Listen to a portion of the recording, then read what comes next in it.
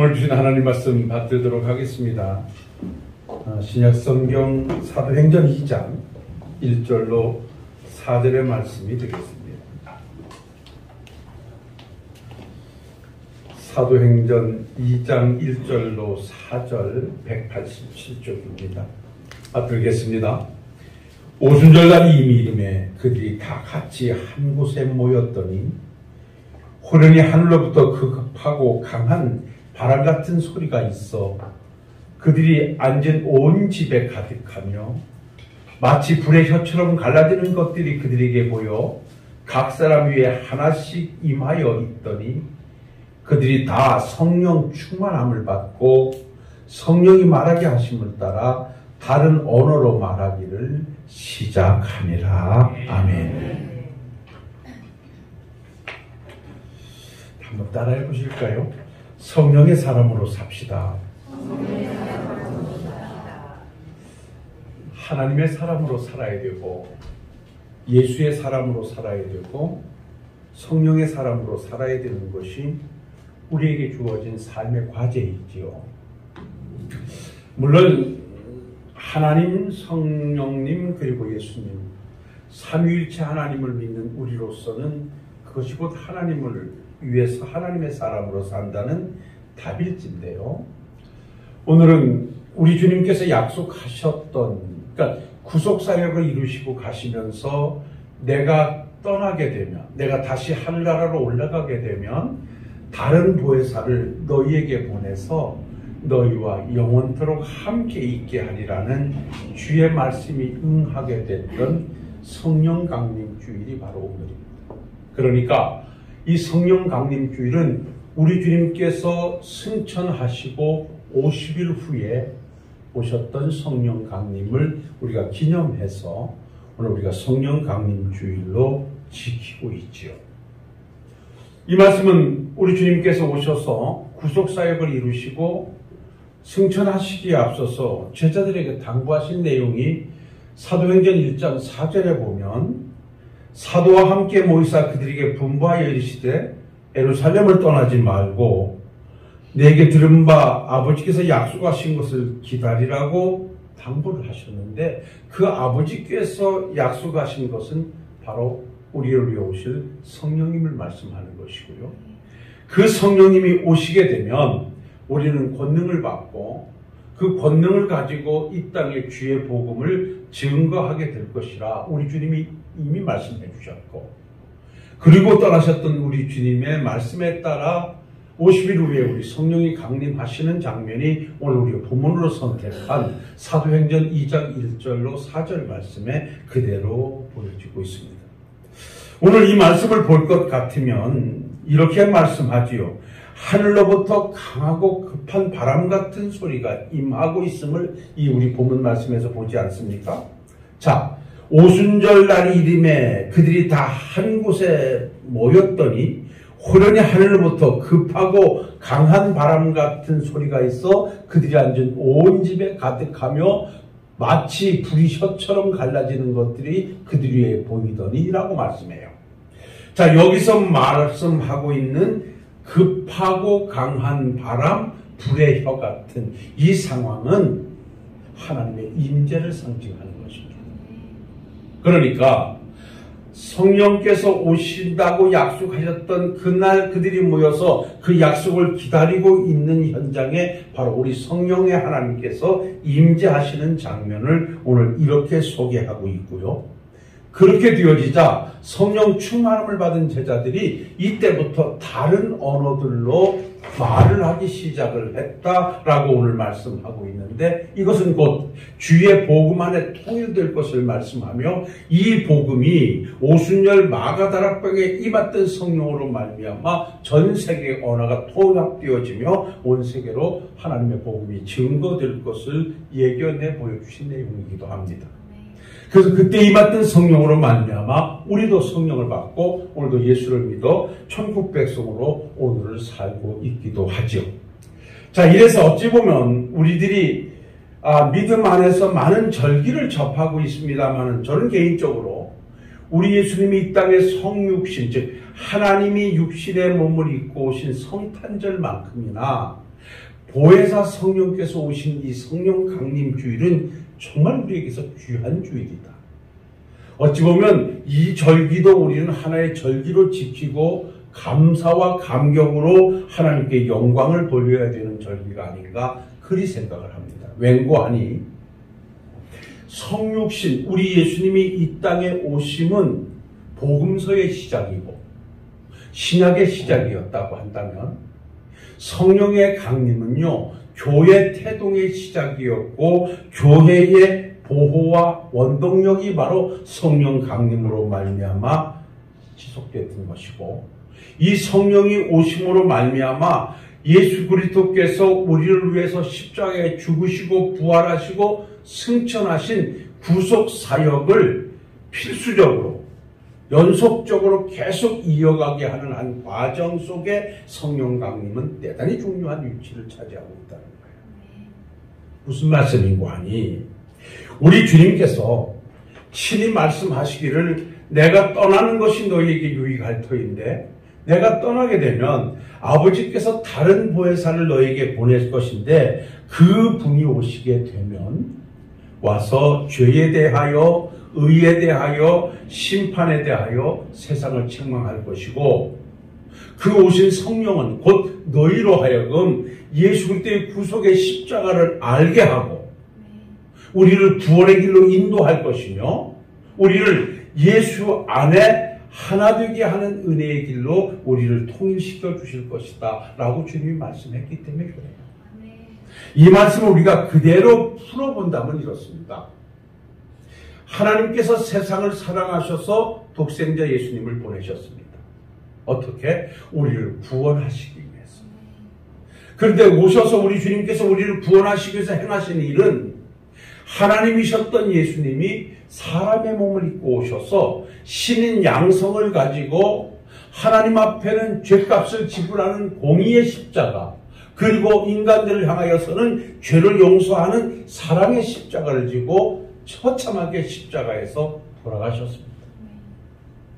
그래서 우리의 죄를 사해 주시고 즉 하나님 앞에 피값을 지불하고 우리를 사랑으로 용서하는 십자가의 용광로 안에서 우리의 죄를 사해 주시고 장사 지낸 바 되셨다가 3일 만에 살아나심으로 내가 너희들의 죄를 씻어 너희들은 의롭게 되어졌다라고 하는 의의 선언을 이루셨습니다. 그래서 주님의 부활이 중요한 것은 우리의 죄를 사했다라고 하는 주님의 의로운 선언이기 때문에 그렇습니다. 이렇게 3일 만에 부활하신 우리 주님께서는 친히 부활한 몸으로 제자들에게 성도들에게 친히 나타나셔서 주께서 보이시고 하늘나라의 복음을 마지막까지 증거하시면서 우리 주님이 말씀하신 그대로 내가 이제 너희들의 곁을 떠나야 할 것인데 내가 떠나는 것이 너희들에게 유익한 것은 뭐냐? 너희들은 나의 십자가의 죽음과 부활과 재림의 이 승천의 이 과정을 다 보았겠지만 너 후대에 태어날 모든 자들은 이것을 모를 터인데 내가 이 세상에 와서 십자가를 지고 모든 인간의 죄를 사하고 부활 승천했다는 사실을 땅끝까지 지속적으로 증거할 보혜사가 반드시 와야 할 것이다 라고 하고 우리 주님 떠나신 후에 오늘 약속하신 그 성령님 보혜사로 이 땅에 오셨습니다. 이 보혜사라고 하는 말을 파라클레토스라고 하는데 그야말로 곁에 계신 분, 우리를 돕는 분, 간청하시는 분 이런 의미를 가진 것을 우리는 보혜사라 이렇게 합니다. 그러니까 우리 보혜사 되시는 성령께서 왜 오셔야 됐느냐라고 한다면 우리 주님께서 이 땅에 오셔서 십자가에 죽어 우리의 죄를 사하시고 우리의 구원의 길을 열어주시는 사실을 알려주시고 믿게 하시고 그 길로 인도하시기 위해서 성령님은 반드시 이 땅에 오셔야만 했다는 것입니다. 오늘 우리가 이 성령 강림 주일을 정말 깊은 감사 속에서 받아들여야 할 이유는 뭐냐면 성령이 오시지 않았더라면 보혜사 성령이 임하시 않았더라면 우리는 예수의 십자가의 죽으심을 알 수도 없고 믿을 수도 없는 거예요. 근데 그 성령이 오셔서 죄에 대하여, 의에 대하여, 심판에 대하여 말씀하시며 어떤 길이 구원의 길이고 어떤 길이 천국의 길인가 하는 사실을 성령께서 오셔서 우리의 마음에 임재해 주심으로 우리에게 알려주시고 그 길로 우리에게 끝까지 인도해 주시고 있다는 거예요. 그래서 우리는 사실 이 성령이 아니고는 예수님이 나를 위해 십자가에 죽으셨다는 사실을 우리는 알고 믿지도 못할 뿐더러 그 예수 안에 구원이 있다는 사실은 더더욱이 우리는 모를 수밖에 없는 거예요.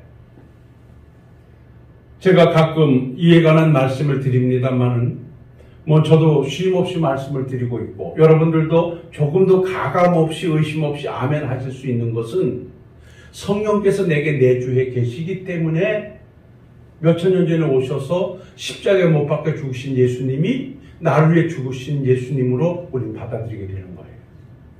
우리는 그 사실을 보지도 못했고 예수님의 부활을 목격하지도 못했고 그래서 우리는 성경에 기록된 내용을 볼 뿐인데 그것이 생생하게 나를 위한 십자가의 죽으심으로 받아들이고 나를 위해 부활하심으로 받아들이고 나를 위해 승천하시고 나를 위해 다시 재림하실 예수로 받아들이는 것은 성령이 내게 임하셔서 성령이 내 마음에 좌정하셔서 나를 그 길로 인도해 주시고 알려주시고 깨우쳐 주시기 때문에 오늘도 우리는 십자가의 은혜가 나를 위한 은혜였고 예수님의 부활이 내 부활이 됐고 예수님의 승천이 내 승천이 되어 있는 줄로 믿습니다.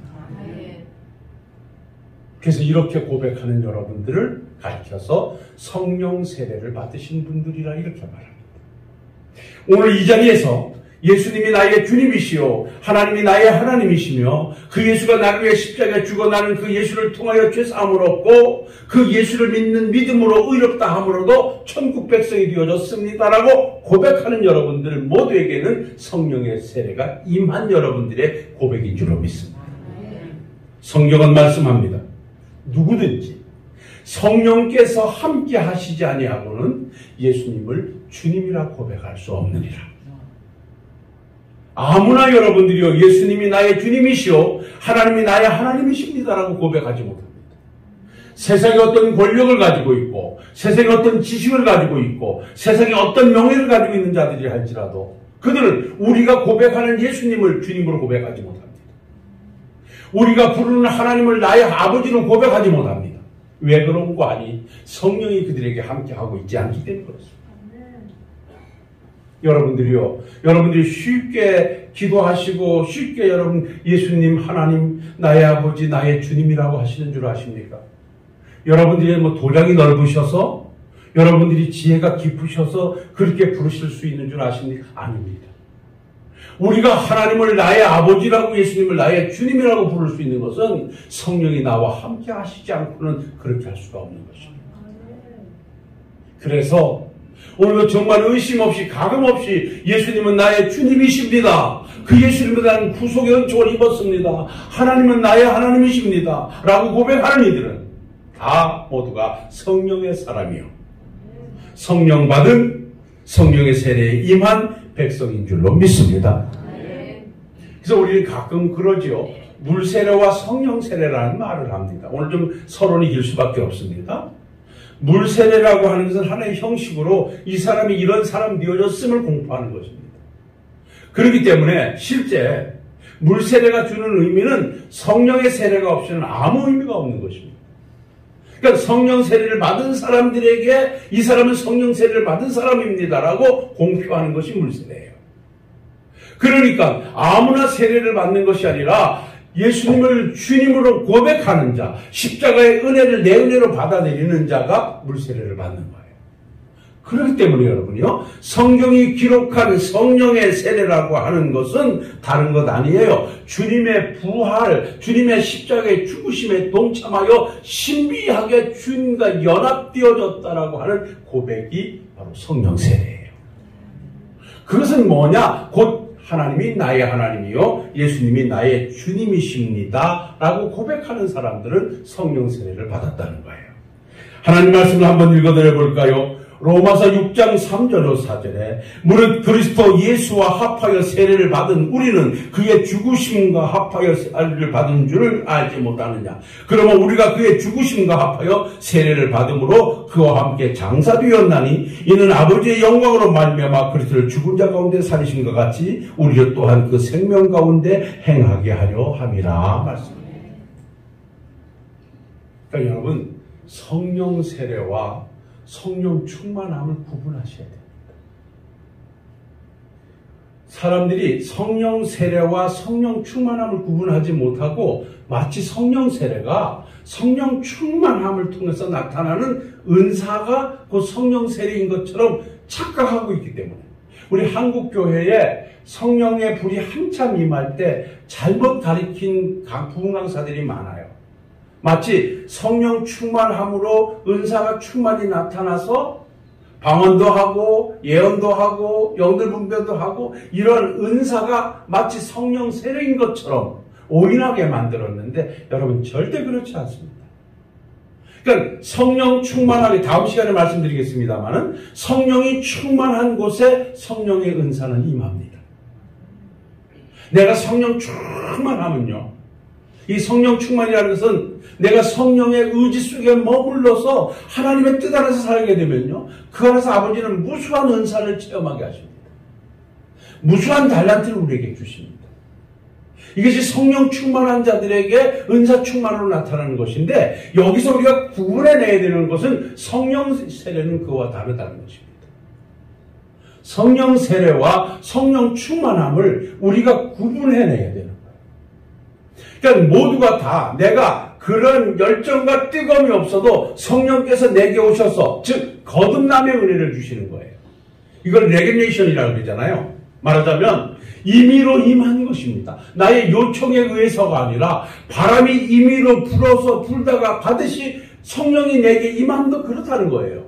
어느 날 쏙하니 내게 오셔서 성경에 예수님이 나의 주님으로 받아들여지게 되고 십자가의 죽으심이 나의 죽음으로 받아들여지고 하나님의 천지창조가 보여지고 주의 재림이 보여지는 것은 성령께서 내게 오셔서 중생이라고 하는 거듭남의 은혜를 통하여 내게 성령의 세례를 주심으로 말미암아 임하게 되는 거예요. 이게 바로 성령의 세례예요. 그래서 오늘 이 자리에서 다시 한번 말씀드리지만은 예수는 나의 주님이십니다.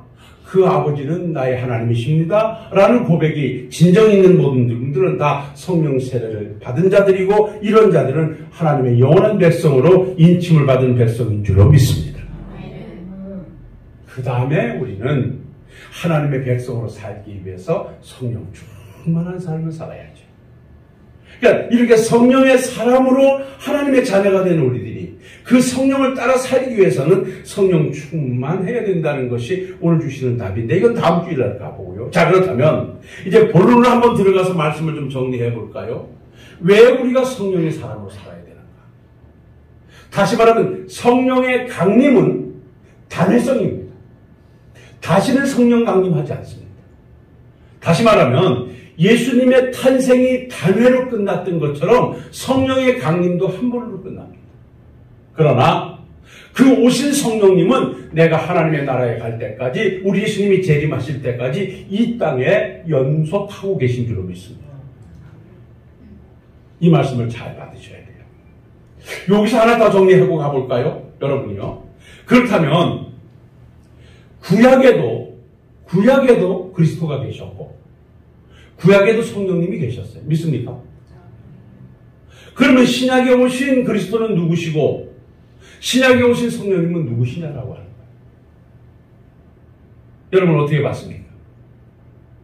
구약에도 삼위일체 하나님, 성부와 성자와 성령의 하나님이 천지만물을 창조하셨어요.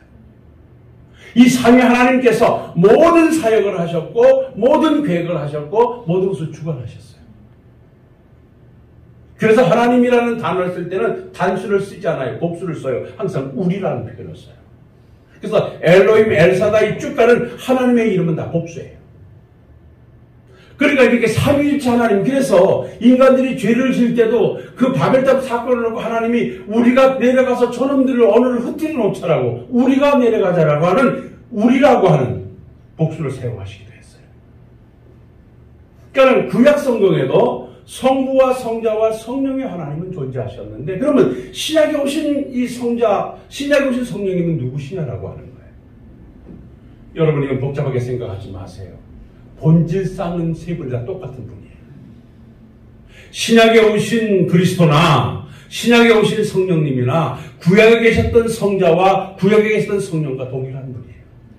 그런데 구속사적인 측면에서 기능과 사역과 활동 부분에서 다름인 거예요. 그러니까 구약의 그리스도께서는 오실 메시아로 계시다가 신약에 오신 예수님이 되셔서 우리의 죄를 속량하신 분이고, 믿습니까?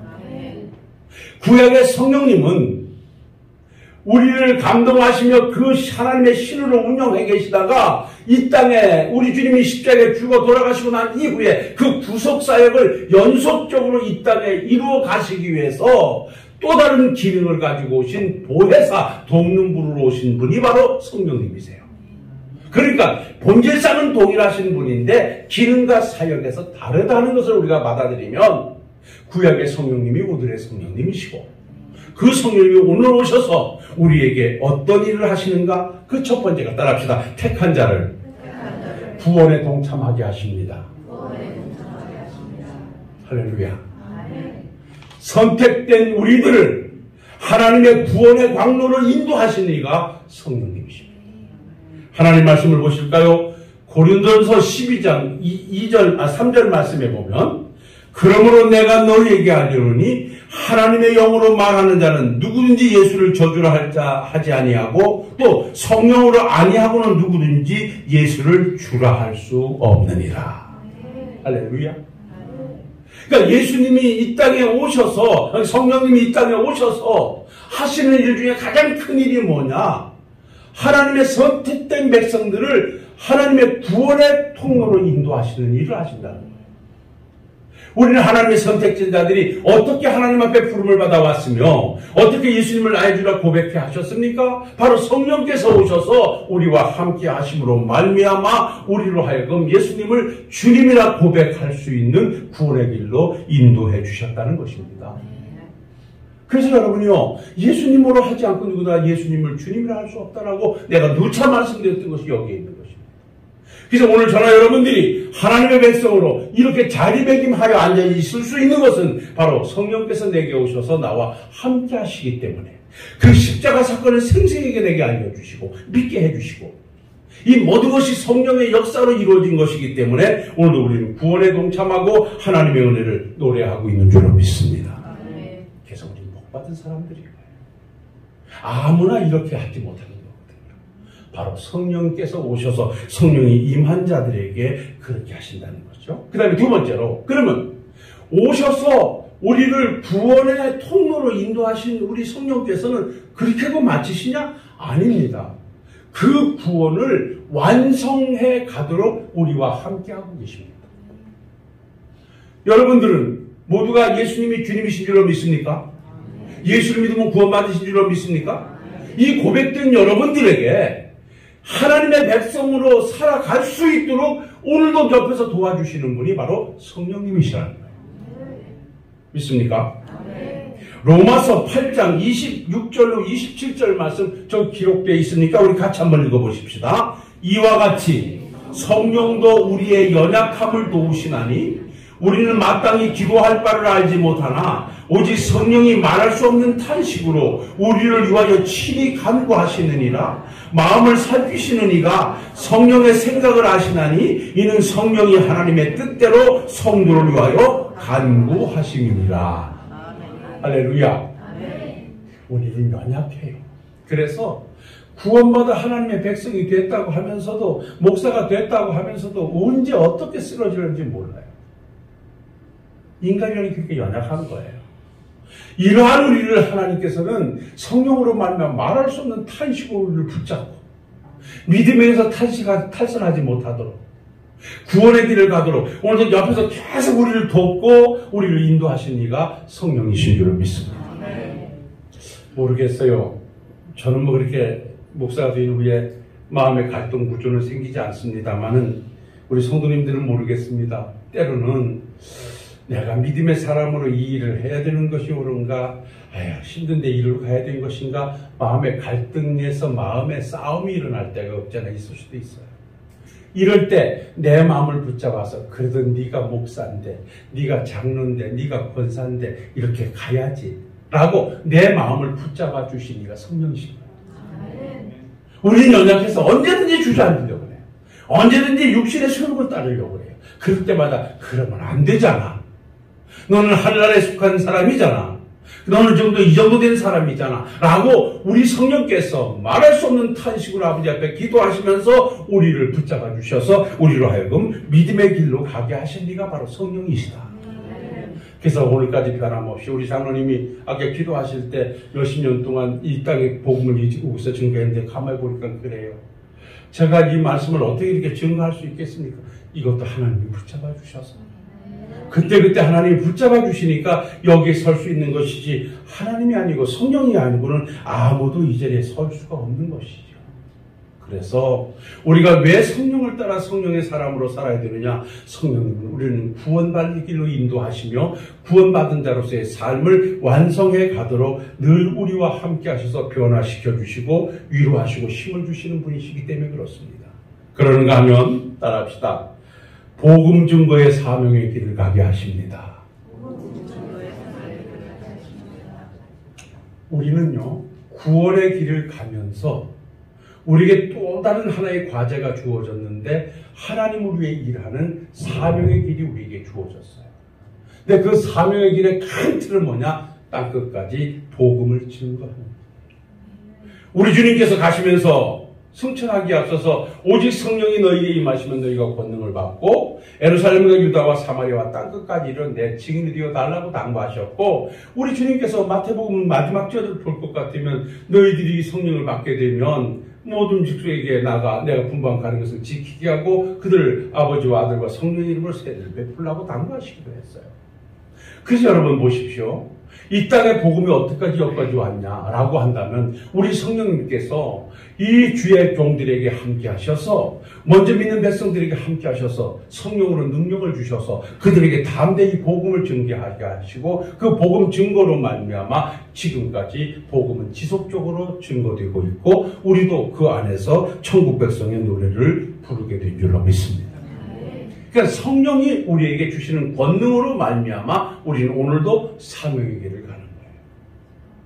하나님이 주시는 성령의 권능이 없이는 우리는 하나님이 아무것도 못해요. 주님의 제자들을 보십시오. 성령으로 말미암아 권능을 받기 전에는 다 겁쟁이였고 다 두려워서 숨어있던 자들이 마가다락방에 성령 충만함을 받고 나니까 다 밖으로 뛰쳐나와가지고 그 능력을 가지고 예수를 죽인 유대인들을 향하여서 그렇게 두려워서 떨던 자들이 너희가 죽인 예수가 바로 하나님이 보내신 메시아다라고 증거하면서 담대히 복음을 증거해갔어요. 그러던 어느 날 베드로와 요한이 기도하러 예루살렘 성전에 올라가는데 그 앞에서 안질병이 하나가 구걸을 해요. 이 말씀만 드리고 정리할게요. 그러니까 성령 충만했던 베드로와 요한이 그가 너무 불쌍해서 네가 원하는 은과 금은 내가 줄 수 없지만 내게 있는 것을 내게 주노니 나서 예수의 이름으로 일어나 걸어라. 그래서 잡아 일으켰더니 이제 벌떡 일어나는 거예요. 걷기도 뛰기도 하면서 하나님의 성전으로 오가니까 그 예수를 죽인 유대인들이 큰 반란이 일어난 거예요. 큰일 났다 이거. 왜 이런 일이 일어났냐. 그래가지고 이렇게 일을 소란케 하는 베드로를 옥에다 갖다 집어넣어요. 너 하여간 다시 한번 예수를 증거하게 되면 가만히 두지 않겠다. 겁박을 해요. 근데 우리 하나님께서 밤에 그를 풀어내요. 또 나 복음을 증거해요.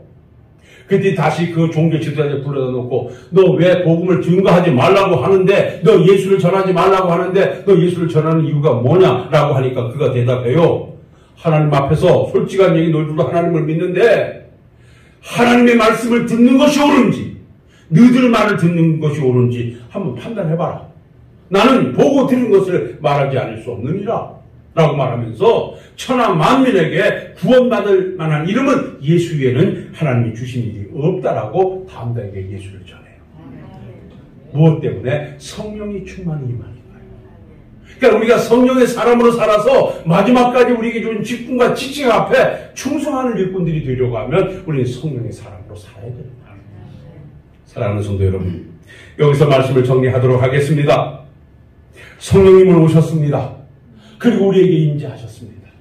이제 우리는 성령을 따라 살아야 되는 과제를 안고 있습니다. 왜 그런가 하니 그 성령께서 우리를 구원의 길로 인도하시고 구원을 완성해 가도록 하시며 우리가 하나님의 일꾼대자로 그 사명의 길을 가도록 오늘도 말할 수 없는 탄식으로 우리와 함께 돕고 능력으로 붙잡고 계시기 때문에 우리는 오늘도 성령을 따라 살아야 된다는 사실을 가슴에 새기시고 내 삶이 고루해지고 내 신앙이 어려워지고 힘들어질 때 내가 성령이 고갈났구나 라고 생각하시고 다시 하나님 앞에 나와 성령 충만함 받기를 기도하면서 성령의 사람으로 멋지게 살아내는 우리 식구들이 되시기를 주의 이름으로 축원합니다.